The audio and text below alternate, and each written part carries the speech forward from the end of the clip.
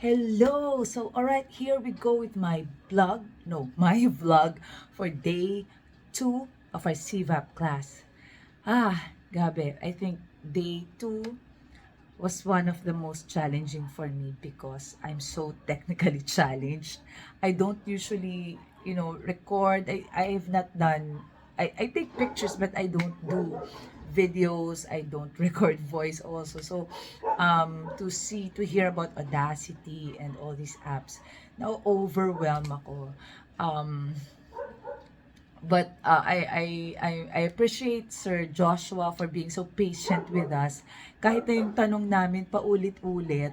Kasi it's first, I think most of us, it's first to see how to record our voice na mas somehow professional, even with Audacity.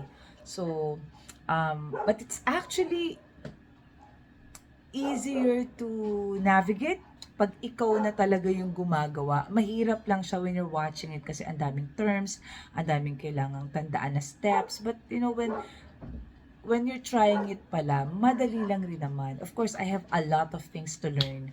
Ang dami ko rin tanong sa mga mentors as I do it. But it feels satisfying because kaya pala. Alam mo yun, when you push yourself to learn more or to learn something new, especially yung challenging for you, it's more satisfying pag nagawa mo na siya. So, thank you so much for that.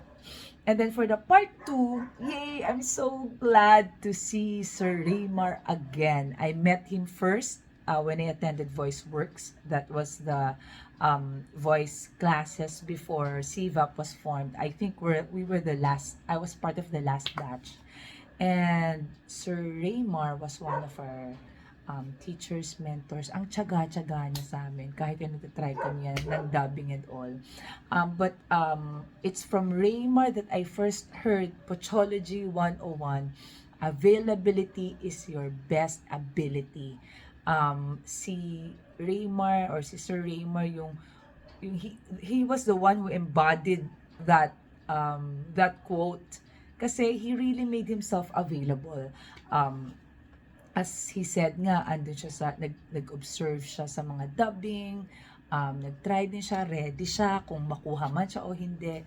He went with or without pay, and we can see the fruits of his labor. He's now a dubbing director. The last 2019, more on actor siya dubbing actor and all. Nag-detect din siya and all that. Pero dubbing director, kudos to you, Sir Raymar. Sana kami rin. Sana all. Pero I know, it's underlined, kailangang tiyagaan. So, for all of us who dream to be dubbing actors and actresses and also dream to be a dubbing director. Eto na yung chance namin and we were given opportunity. So, it's so exciting. Nakakaiyak yung mga homeworks, yung mga assignments, para siyang mountain. Pero, we'll try. Kakayanin natin yan. I'm so excited for day 3. Ano pa kaya yung matututunan natin? Kasi day 1, day 2, sobrang dami na. And day 3 is coming. So, let's see.